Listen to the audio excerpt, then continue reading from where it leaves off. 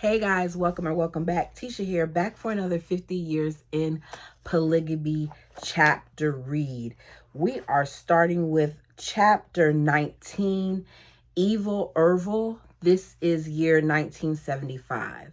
Since the beginning of time, the world has been cursed with egotistical, grandiose men, each one claiming his authority over others was ordained by God himself. Preach, preacher!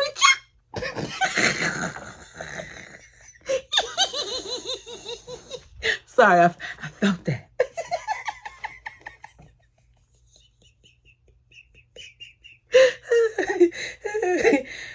There's an obvious pattern with many of these psycho fanatics. James Warren, Jim Jones of the People's Temple, who led the mass suicide of more than 900 cult members in Jonestown, Guyana in November 1978. David Koresh, Koresh, of the Branch Davidian religious sect, where 54 adults and 21 children died in a fire at Mount Carmel, Texas in April 1993. And Ron and Daphne Lafferty, who slit the throats of their sister-in-law Brenda and her infant Erica in 1984. My God. And claimed God commanded them to. Goodness gracious. The list of religious fanatics goes on. But another man at the top was Irvil LeBaron. As Irene Spencer wrote, obsessed by his lust for power, Irvil LeBaron became intoxicated by his own self-worth. She wrote this in The Cult of Insanity, a memoir of polygamy. For many years, the Allred group considered some of LeBaron's to be crazy idiots. Over a long period of time, several of them had displayed erratic and insane behaviors. Some of them had been institutionalized. In 1956, Joel LeBaron asserted, just prior to his father Dare LeBaron's death, his father blessed him with the mantle of leadership. So he's just saying like he was blessed with it, but do we really know if he was blessed with it, or is this just what they say? Therefore, he began to establish his own church, which he called the Church of the Firstborn of Fullness of Times. What kind of crazy name? He maintained his father, Dare, had received his authority from Benjamin F. Johnson, Joseph Smith's adopted son, who received his calling directly from Joseph Smith. It didn't take long for Joel to establish a group of converts and followers. He declared within a 20-year period, his clan would be holy and righteous enough. Jesus Christ would return to the earth and reside with his flock of like-minded worshipers. However, as time went on, Joel's older brother, Irvil, used his authority as patriarch to justify his madness. He felt like a peon when his brother Joel gave him directions or told him what to do, and resented the love and attention parishioners gave his younger brother, which Irvil deemed should justly be his. In order to warrant his numerous outlandish and evil deeds, Irvil began to twist and use many of the early Mormon teachings that had since been rejected by the LDS Church. Irvil stole and slept with other men's wives. In the name of God, he molested, badgered, and coerced young girls to marry him. He borrowed money on the no return plan, abused, abandoned, and discarded older wives, and demanded his followers support his luxurious lifestyle. In 1971, after Joel excommunicated Irvil and his loyal patriot Dan Jordan from the Church of the Firstborn, Irvil began his own church, the Church of the Lamb of God. The more Irvil read about the avenging angels, the deities in LDS church history, the more grandiose he became. Before long, he aggressively took over the LeBaron Ranch homes, church building, and storehouse. Anything he wanted, he took. Irvil began to wield his sword of wrath by igniting a one-sided religious war with his brother's congregation. Anyone who wouldn't comply with Irvil's demands or got in his way would be exiled or put to death. How in the world were you able to have this much power? This is why you got to be careful who is given what power or who tries to take what power, because things like this happen. In August 1972, evil Irvil ordered the murder of his brother Joel. His henchmen shot Joel twice in the head, execution style. My goodness. At a sacrament meeting one Sunday afternoon in December 1975, Uncle Rulon warned his congregation Irvil LeBaron had delivered more death threats to him and his first counselor, my father, calling them to repent and follow Irvil's demands or be killed. While we sat in shock and fear, Uncle Rulon read excerpts from the most recent letter he received from Irvil. In one of these excerpts, Irvil declared it is a criminal offense, punishable by death, for an enlightened people to pay tithes and offerings to thieves and robbers. By this, Uncle Rulon told us, Irvil means me, Owen, and possibly the brethren on my council. Irvil is commanding us to force you, my brothers and sisters, to pay all of your tithing to him. Those of us who knew Uncle Rulon's humor were sure he was trying to display a little sarcasm in the midst of our grave concerns. He expects your total allegiance. It is your choice, my brothers and sisters, Uncle Rulon smiled. If you would like to, please feel free to do so. So he understands this man is crazy. And rather than making his parishioners choose, her father is giving them the option on who they want to follow or who they want to tithe to. I assume, like me, everyone was thinking, who does Irvil think he is to really think anyone would do that? What an idiotic, senseless man. The whole assembly snickered out loud, and Uncle Rulon read on. The sword of vengeance will hang over the heads of those who should fail to hear the word of the Lord. Willful failure to comply with these requirements is in rebellion against God. Repent ye therefore, or suffer destruction at the hand of God. We listened intently as Uncle Rulon informed us that several members of his large family and the group wanted him to go into hiding again.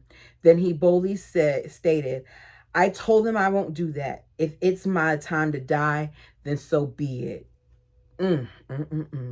My father had the same attitude. Several of his sons began to hang close by, at least as much as they could. It was pretty hard to keep up with our dad. At first, most of us didn't believe evil Irvil was gutsy or crazy enough to send someone to Salt Lake to go through with something so horrendous. We hoped his threats were nothing but a bunch of hot air, but it wasn't so.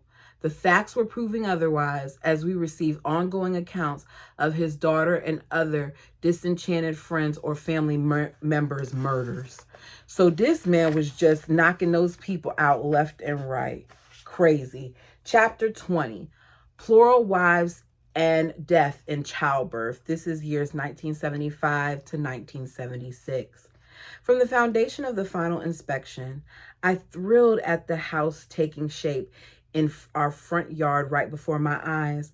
I felt like the most blessed woman in the world. In January 1975, we celebrated our move from our chicken coop in our new home. I couldn't help but pace from room to room and stare. Every month, I skimped on groceries and fixed more chili, rice, and macaroni so I had money for fabric. 1 month at a time, each window in our new home was adorned with my home-sewn curtains. I asked my sister-in-law to get me a few extra housekeeping jobs, and the two of us traded babysitting. With the extra money, I ordered professionally made curtains for our family room, which for Mark and me were expensive. With wood scraps Mark bought from his home jobs, I built and stained a frame for the boys' window and a matching picture frames for their photos. The dark oak stained frames accented the frogs on the boys' darling Marshland bedspreads and curtains. The next few months after teaching school, Monday through Wednesday, and cleaning 4 to 5 houses on Thursdays and Fridays, I took an evening woodshop class at Jordan High School. With the help of the talented instructor, I designed 8 4x4s and then stained them to match the boys' window and picture frames. With Mark's help, I bolted them to twin-size bed frames and used secondhand springs and mattresses for beds. Jake and Alan, rustic-looking beds, were durable enough to outlast their childhoods and possibly 20 more. I was pretty proud of myself, though I wasn't supposed to be. Once in a while, the boys and I tagged along with Mark over to Kenneth's house. We'd hang out there while they looked at the house plans for Mark's next masonry jobs. Since they had become pretty good friends, we were sometimes invited to dinner or other outings with them. In the middle of Utah Lake, Mark and Kenneth fished off the side of the boat while Diane and I visited and laughed. We mused over the fun times we had at girls' camp at the previous year. Her occasional glances and smiles in Mark's direction made it obvious she was still interested in him. I know, Mark said when I told him how she looked at him. She's liked me ever since I started dating Valerie 10 years ago. I'm sure that's why Kenneth has come over there to work and why we've been invited to join them so often lately. She has a lot in common with you, I replied. Both of you like country western music, and she knows all of the songwriters and singers. Both of you had great singing voices. Besides being cute and talented, she really is nice, and she relates to me. I grinned. I'm not interested in her, and that wouldn't be fair to her. Why? I'm just not that attracted to her, I guess. The inside of someone is more valuable to a relationship than one's appearance is, I said. Yeah, you're probably right. We'll see what happens, Mark replied. So even though in the previous chapter, she told us how the thought of him being with someone else pained her and a tear came down her face, here she is suppressing her feelings and trying to suggest that he may consider this girl. As she had before when we lived in West Valley, Diane began to come over quite a bit to hang out with us. Now and then, Mark participated, but most of the conversations and activities involved only Diane and me. It was still too hard for me to sit still for anything, even visiting. Besides, there was always so much to be done. She'd visit with me while I cleaned, canned fruit, folded laundry, and performed 100 other tasks. More often than not, Mark would go in our bedroom and shut the door or leave the house. I could see the sadness in Diane's eyes as she again sensed his distance. It hurt me as well. She was a beautiful person, and I couldn't think of any girl I'd rather have as my sister wife. Diane gave up on Mark again.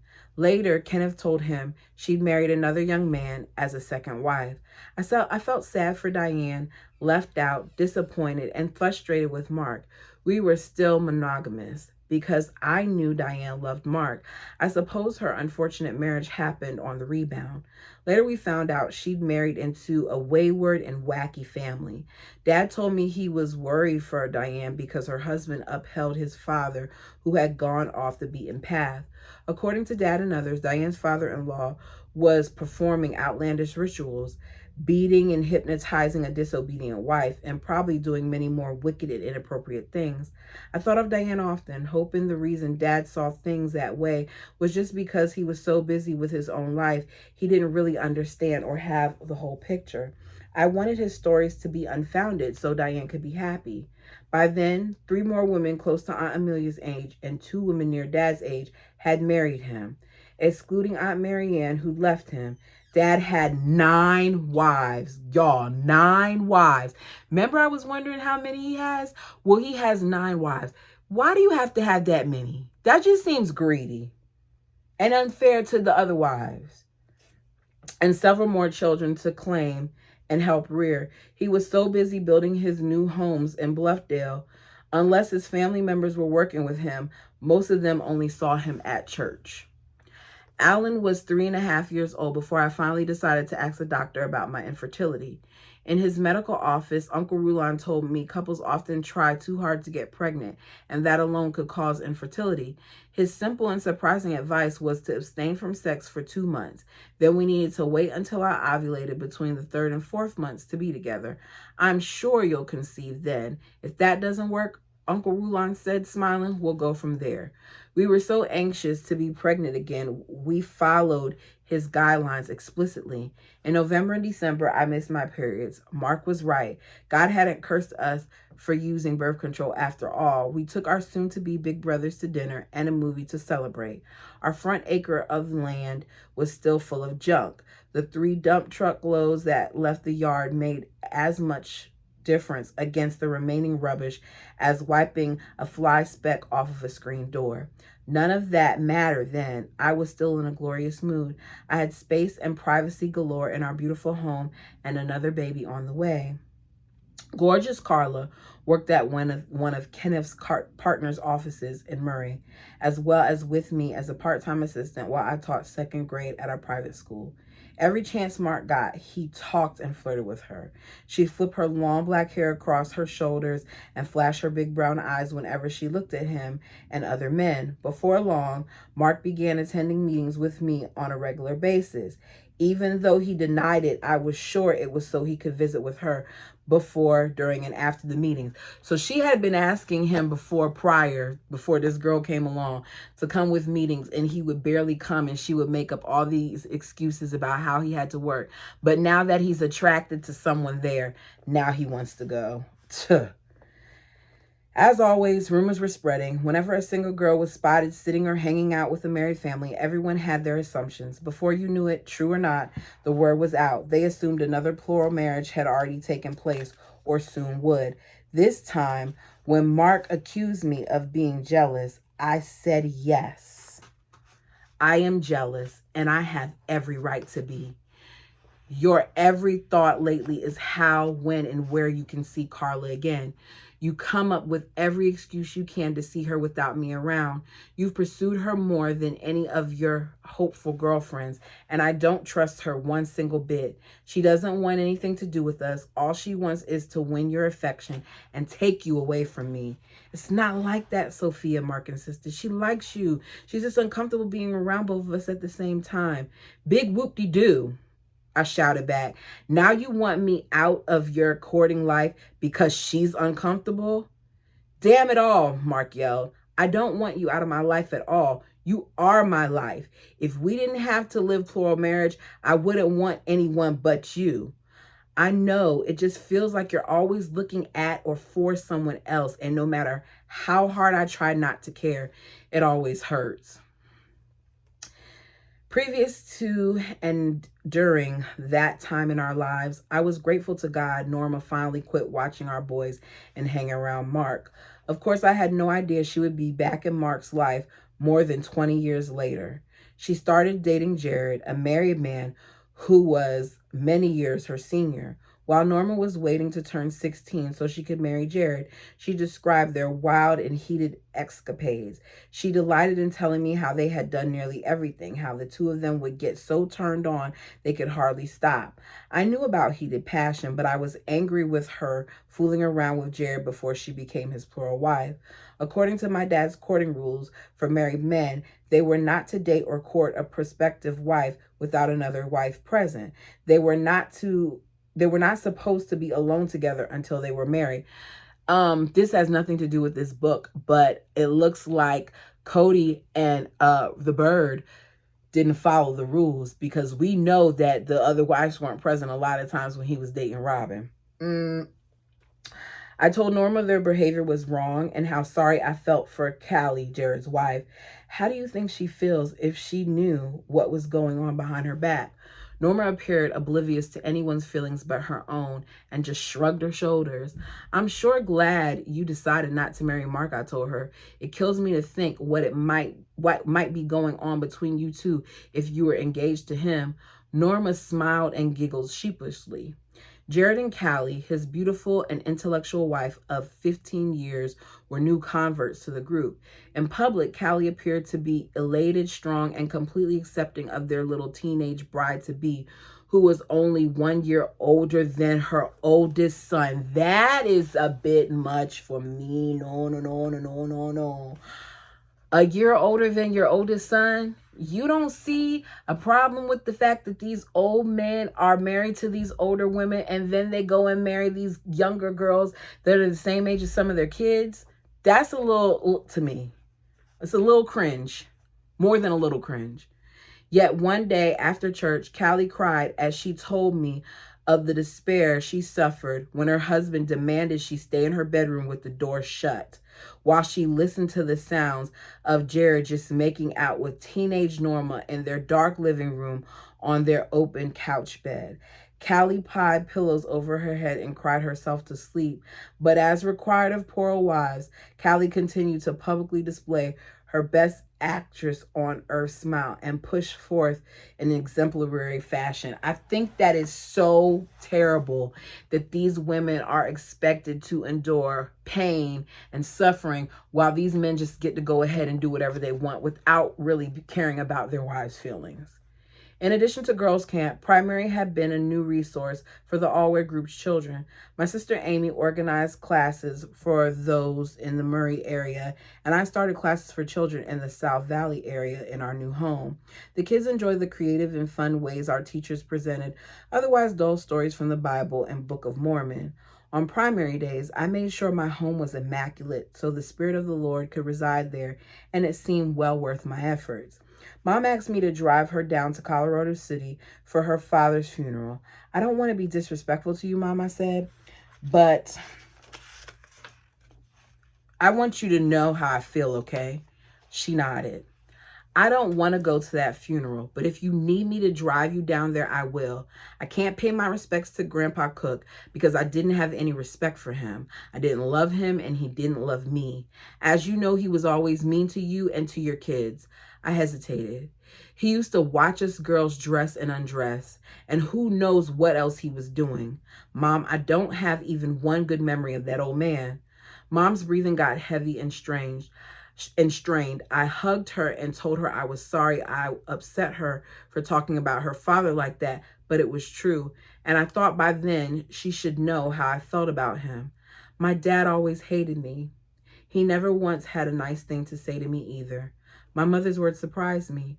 She caught her breath and continued. I never understood why he disliked me so much. Why me?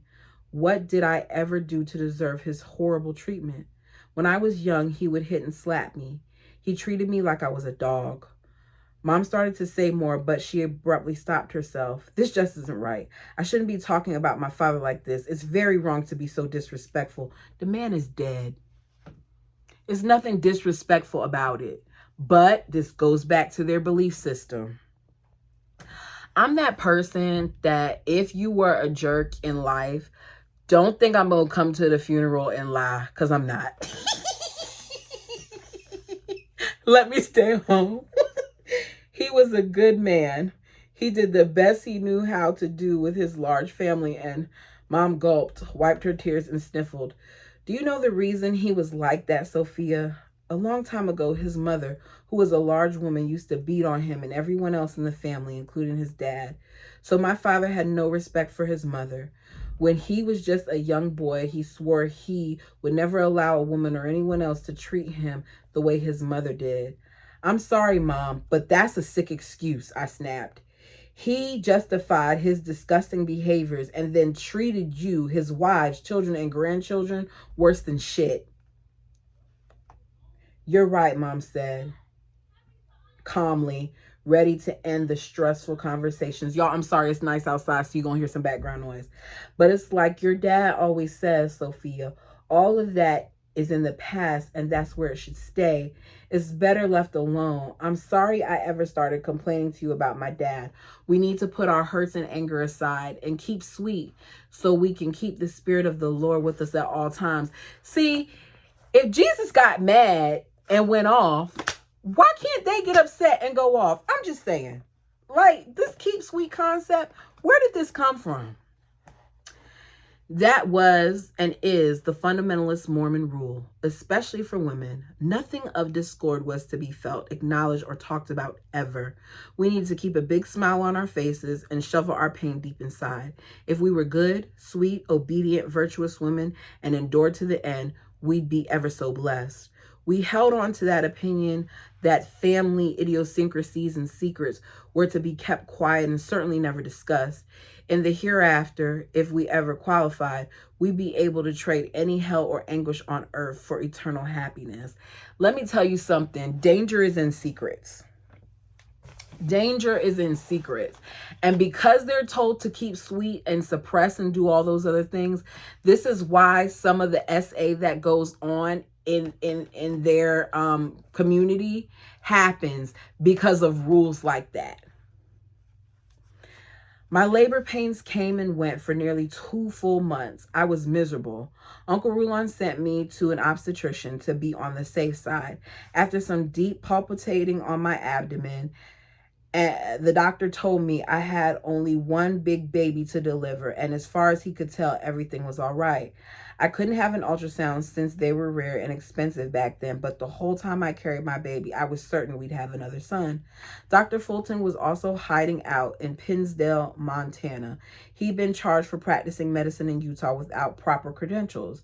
In 2 days, Uncle Rulon planned to make his regular monthly trip there as well. He'd go to bolster his wife's congregation and his disciples, and my baby was already 22 days overdue. He told me I had 3 choices. I could wait longer and ask a midwife from the Kingston group to deliver my baby if she was available. I could take a castor oil mixture to start me in labor and get going before he had to leave, or I could go to the hospital where they probably induce labor or do a cesarean section. He already knew I wouldn't choose the last option. Going to the hospital to deliver babies was out of the question for most women in the All Red group. If you were his only wife, I don't see why you wouldn't go to the hospital, but I'll continue. No one in their right mind would go there to deliver a baby unless they were desperate or in big trouble. We heard and spread numerous horror stories of unnecessary rush deliveries with forceps. Oh, goodness. But most atrocious was our anxiety about the mark of the beast, as it referred to in the Bible. He also forced everyone, small and giant, rich and poor, free and slave, to receive a mark on his right hand or his forehead, so no one could buy or sell unless he had the mark, which is the name of the beast. If anyone worships the beast and his image and receives the mark on their forehead or hand, he too will drink of the wine of God's fury. Revelation 13:16-18, 14:9-12. All of us fundamentalists were worried the time was at hand for that to take place. We worried that if we fell asleep and left our infant in the care of a nurse, a barcode would be tattooed just under the skin of our infant's hand or forehead. There was already enough of God's fury in my life. I didn't want or need more. I knew I couldn't persist any longer with my on and off labor, but I feared my huge baby would never be born if I waited. I'd already tried everything possible, so I administered the large dose of castor oil mixture to myself early in the morning and counted on his birth before the day was over. Around 7 p.m. when my contractions became unbearable, Mom called Uncle Rulon to come home. While he checked me, he said he hadn't slept for 3 days and nights because he'd been so busy delivering 4 other babies in our All Red group. Now, my dear, it's finally your turn, Uncle Rulon said tenderly. The bad news is you still have several more hours before you will be dilated enough to push. If it's all right with you, I'm going to go get a few winks of sleep, as I still have to drive to Montana tomorrow. For hours and hours, Mom put cold wet rags on my forehead and rubbed my back where I was sure my baby was trying to come out. This time around, there were no sleeping breaks between contractions as in normal labor. If I had any energy to scream, the whole neighborhood would have heard me. Instead, my body was withering away in death. Wow. I begged God to stop the pain or at least ease them so I wouldn't die. I couldn't possibly go on a minute longer.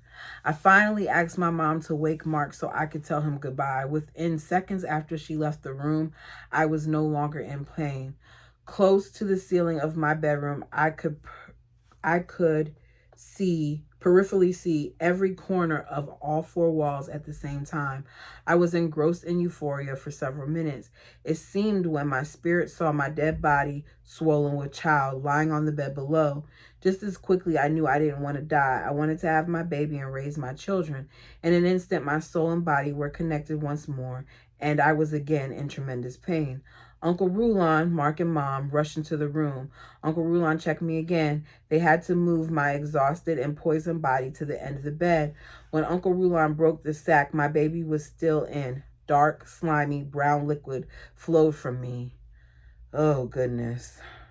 I heard him tell his wife and assistant, "This infant is in distress," because if he's in dark stuff, then he had a bowel movement, which means he's probably aspirated it into his lungs.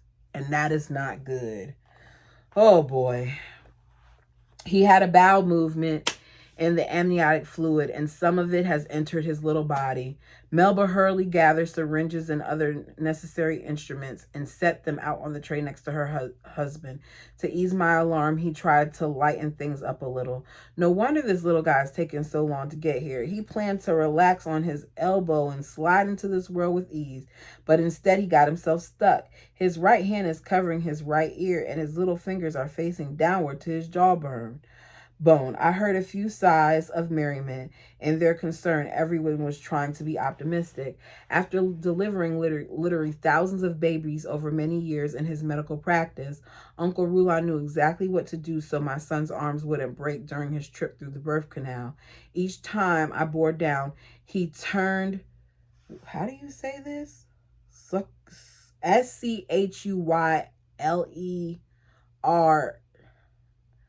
How do you say that name? I'm going to have to look that up later.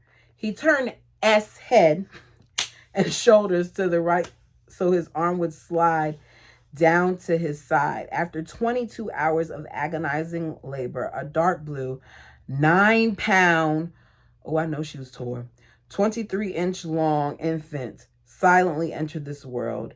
Neither the baby nor I could move.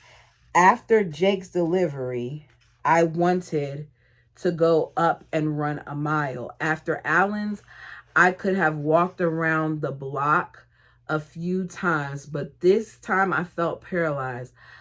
Uncle Rulon finally got Schuyler, I don't know how you say that name, y'all, breathing, and handed him to my mother while he delivered the placenta. Mark went downstairs to sleep, and Uncle Rulon left after Mom had cleaned and dressed her grandson. She laid him next to me on the bed. Tears of joy slid down my cheeks as I stared at his perfect pink-colored face and thanked God he was finally here.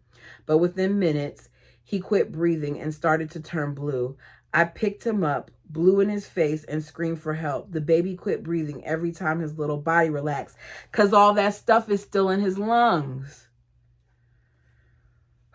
For 2 more hours, Mom and I kept him awake and begged him to nurse and stay alive.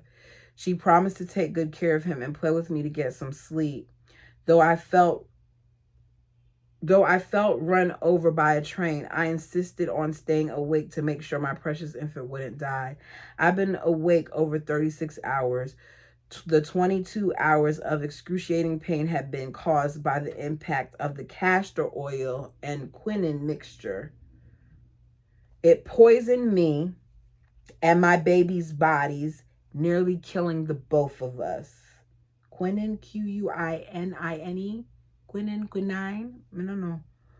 When I woke up nearly 5 hours later, he wasn't beside me on the bed where I had last seen him. I was sure God had taken him away from me because I had been neglectful and fallen asleep.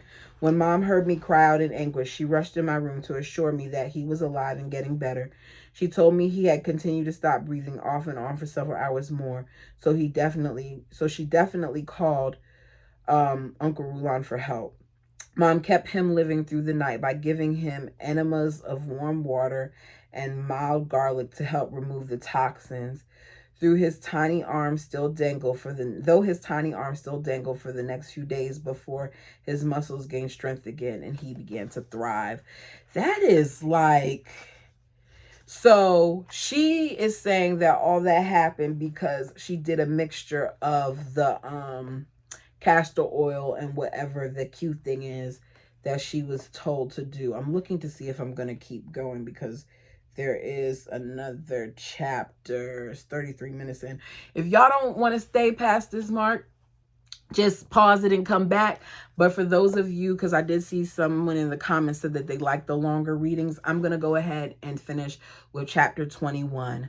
Guns and Murder. This is 1976 to 1977.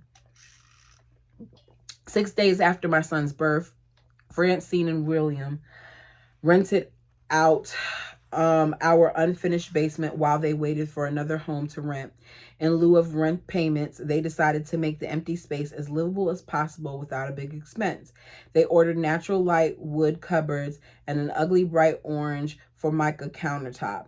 Just days before they moved in, William framed and put drywall up for a bathroom, a long hallway, and 3 small bedrooms. So them having this person there is being beneficial. For another few rent payments, William bulldozed a couple of the old, dilapidated chicken coops behind the apartment we had lived in, which provided a huge space for a vegetable garden. With the huge scoop on the front of the bulldozer, he smashed the old rotten wood and the concrete foundations into small pieces.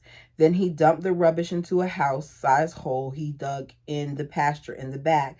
Slowly but surely, we believed our junkyard would be turned into a beautifully landscaped yard full of flowers, orchids, gardens, and play areas. Nothing I own fit me.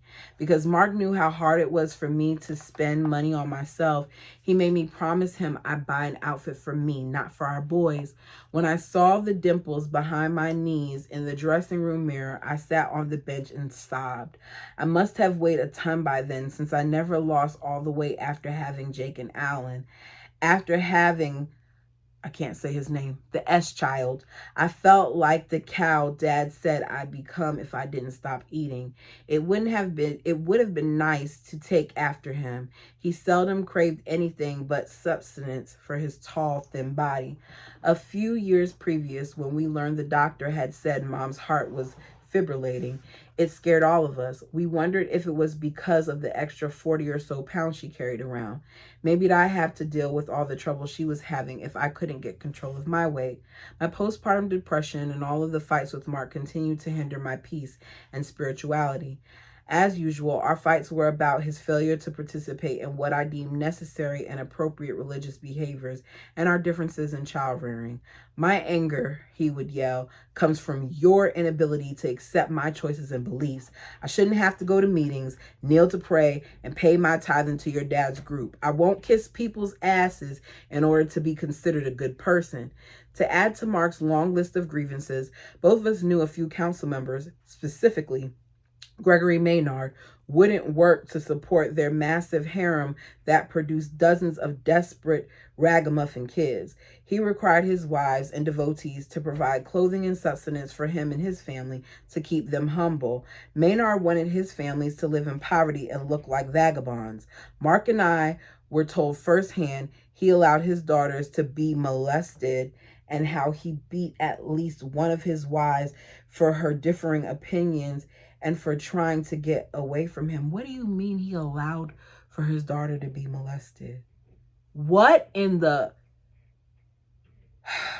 Then there was sanctimonious John Thomas, who stole another man's wife, and you already know the rest. I'm sitting here acting like I'm surprised by that, but I feel like there's a lot of stuff that goes on other than that. Like you tell her to go marry this person even though she doesn't want to. I'm sure there's times where there's probably some R going on in that marriage. So why am I acting so surprised the fact that this man allowed for his daughters to be assaulted?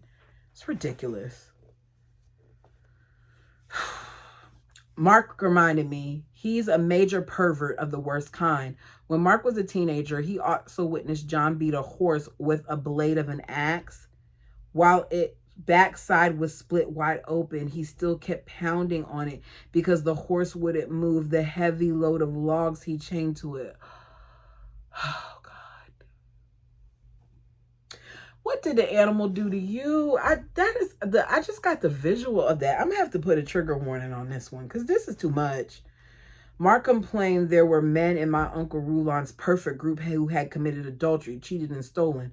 But all they had to do was kiss up and suddenly they were and acted like they were better than everyone else. Many of those men are held up as godly and honorable in your dad and Rulon's eyes. And you know damn well I could go on and on, Sophia.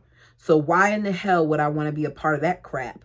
I understood Mark's feelings. I too condemned all of that depravity. I couldn't understand why Uncle Rulon, Joseph Mercer, or any of God's prophets could have been inspired to call immoral and corrupt men to be leaders, especially of his chosen people. Good point. Still in my ignorance, I reminded Mark again what Mom always told me. It's not the gospel that's wrong. It's the people and their sins that make it look bad. No matter what others do or don't do, we should still live in the gospel of Jesus Christ to the best of our ability. Mark snarled, "The gospel according to you." If I don't do things exactly the way you, your dad, and your mom think it should be done, you're mad at me and sulk for days. I was quiet for a few minutes while I fought the usual hot tears of defeat. Then Mark threw in another one of his grievances. It's your fault Carla decided not to marry me. Oh, he's mad because he didn't get Carla. Already angry and hurt, I got defensive. Oh, yes. How is that? I grouched back at him. She said you let her know in so many words she wasn't welcome in our family. Well, I guess she could be right. It was obvious from the get-go she didn't want me in our family. All she wanted was you. When she asked me questions about us, I was honest with her. So if she didn't like what she heard and took it as rejection, it's the way it's meant to be.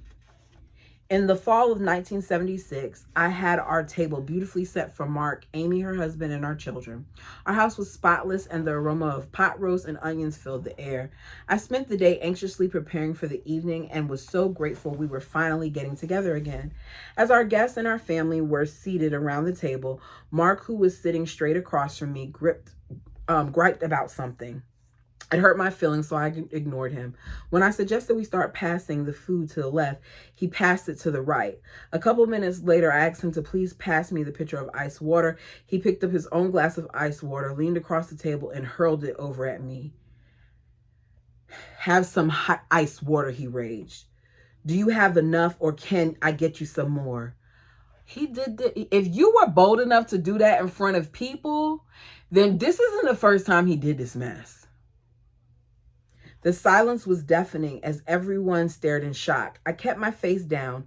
No one knew what to do or say. By the time Amy got up to get a towel, I was on my way downstairs. He's either an angel or a devil, I cried to Francine while we sat on her bed. It seems like he either deeply loves me or he intensely hates me. What was he so mad about, Sophia? She asked. I have no idea. Tonight it could be he thought I was being bossy. Maybe I sounded that way. He could have been mad because he had a bad day or I didn't do something he asked me to do. I'm so embarrassed I could die. But I've got to pull myself together and get back upstairs. After I thought everyone would be done with supper, I tiptoed through the kitchen, hoping to sneak into my bedroom and change clothes without being seen. My uncontrollable tears came from emotional pain, but even more, they were tears of anger. I was so disappointed and furious at myself for caring what everyone else was thinking. How could I fix this mess? What kind of excuse could I make this time for Mark's nasty conduct? My own need to make things appear all right made me completely sick to my stomach. Yet I didn't know what else to do. I'd always done things this way. When I came out of my room with dry clothes on and swollen eyes, nearly everyone was in the front room. It was obvious they didn't know what to do either. Acting as if nothing had happened, I sat next to Amy and fed her some lame excuse for Mark's bad behavior, hoping she believed I was happy in my marriage and I assumed she was in hers. I slept with my back to Mark all night long. Most of the time when we were mad and hurt, neither one of us talked about anything but the weather. He hoped I'd pass those kinds of things off and forget anything ever happened, but I felt sick to my stomach because of his evasiveness. A few days later, he finally told me he was sorry for throwing the ice water all over me. It's because you have been such a nag all evening, he said. My guts were in knots. A request of expectation, sometimes even a question from Mark, felt like I was stepping into a minefield. That's because he abuses you. Emotional abuse is real, and that's what he was doing. You'd think I would have learned by that point in our marriage when to and when not to do one of those things. The problem was there was never a right time because he's abusive. If you have to walk on eggshells when dealing with your partner, then something is wrong with your partner, because that's not how it's supposed to be. At least I don't feel that way. Like most women, I wanted my husband to see my needs and desires and to provide answers out of respect for me. Sometimes it was like that, but I couldn't for the life of me understand how he could call my desperate request for help nagging. No matter what his excuses were, my dejection lingered. In those days and weeks, I wish Mark had a whole bunch of wives. He needed a real nag who was constantly who constantly pouted and held deep grudges, so he'd know what a nagging and unforgiving wife was really like. He should have a wife who ragged on him when she was stressed or had a bad day, just like he did to me and his kids. Then it would be nice if he had a wife who would ignore him after she ragged and cussed about everything. When or if he felt devastated because of her insensitive behavior, she would tell him he was pouting over nothing. Mark must also have a wife who wanted nothing more than to be my personal assistant and nanny, so I, like Mark, could hibernate with a good book, get in the car, and just drive around to distress without fretting over the care of the kids. Even better, Mark can stay home with our children day and night while I go about discussing life, liberty, and the pursuit of happiness with my prospective husbands. Maybe then he'd feel the bitter sting of this insane lifestyle. The fact that she listed all those different things shows you all the many areas where she's unhappy and all the many things that he's done to her. On our way to sacrament meetings each Sunday for the past few months, members of the group had noticed several police cars parked on the side of the railroad road near the turnoff of our meeting house. We were told police were checking license plate numbers to verify the names of the church attendees as opposed to those who might be assailants. Some of us felt nervous about having the police know exactly who was going to our church, as we were about Irvil LeBaron's threats. His delusions of grandeur were in full force. He was still making death threats to anyone who wouldn't do his bidding. Because of the recent murders, he had ordered authorities were taking seriously Irvil's promises to spill blood. On the afternoon of June 10th, 1977, Mom called in tears. "Your Uncle Rulon has been shot. He's dead." For everyone in the group, time seemed to stop. Everyone knew where he or she was standing when they heard the terrible news about President Kennedy's assassination. It would be the same for Uncle Rulon's contract killing, forever etched in our minds and hearts. For days, we watched the television broadcast and heard the gruesome details of his murder. We watched the paramedics carry his dead body on a gurney from his office. More tears were shed when we saw his uncovered feet and knew they no longer carry him to and from his numerous labors of love. Why hadn't we taken Irvil's murderous intimidations more seriously? Our usual Relief Society meeting was on Wednesday evening, turned into a general meeting where we assembled for strength and support. We wanted to hear the word of God from my father, to whom everyone looked up to as our new leader. Between his words of encouragement, Dad would stop to gather his composure. Few of us could control our tears as he told us of Aunt Melba's anguish. He described how she witnessed her husband being gunned down right in front of her eyes and had no recourse. 2 armed women dressed as men had entered Uncle Rulon's office and quietly sat in the waiting room until they saw him appear. "Rulon all read?" they asked. When he replied yes, they filled his head and body with bullets from both guns. Many church members were sitting in general meeting, were trembling in fear. Who will Irvil kill next and when? Were any of our leaders safe? The hard metal chairs I sat on 100 times felt like crude, cold concrete, grinding me further into conformity. My father's audience was riveted to every word he spoke. To us, Uncle Rulon was a martyr. Just like Joseph Smith, he died for his cause. Father admonished all of us to remain strong and become even more humble and vigilant in building God's kingdom. At least he got his wish. He got to die standing up, doing the work of the Lord. Those words became our foundation of comfort and fortitude. We heard them and reiterated them for days, weeks, and years afterwards. Many people in the group felt there would be no justice in his assassination. We were also angry because the media hype from reporters who continued to publicize over and over and over again Dr. Allred's death was the result of rival polygamists fighting over power. There was never a dispute between Rulon Allred and the Irvil LeBaron over authority. He had nothing to fight about. Our leaders weren't trying to make Irvil's clan follow their regimen. The Allrights were hardly protecting themselves, let alone planning to retaliate or fight for power. Unfortunately, the media spins everything the way that they want to spin it. The murder was about Irvil's power-hungry insanity, using the old LDS blood atonement doctrine to his own perpetuate his own mafia-like power. On June 14th, 1977, over 2,500 people attended Uncle Rulon's funeral in Brigham High School. We were told a multitude of law enforcement officers we noticed everywhere had been strategically placed to detect Irvil's disciples who vowed to exterminate Irvil LeBaron and other Irvil's brothers and then turn the scene into a bloodbath. About 6 weeks after his death, I was driving up our street with all the windows down and the radio on. Suddenly, I heard a loud pop and then felt an intense burning on my left cheek just below my eye. I slammed on the brakes, pulled over. Two young boys ran from the neighbor's backyard and charged into the house. In the visor mirror, I could barely see the pellet embedded in my face, but I could feel it with my fingers against my throbbing cheekbone. I quickly drove around the corner and knocked on the door of the house the boys had entered. I rang the doorbell and pounded on the door some more.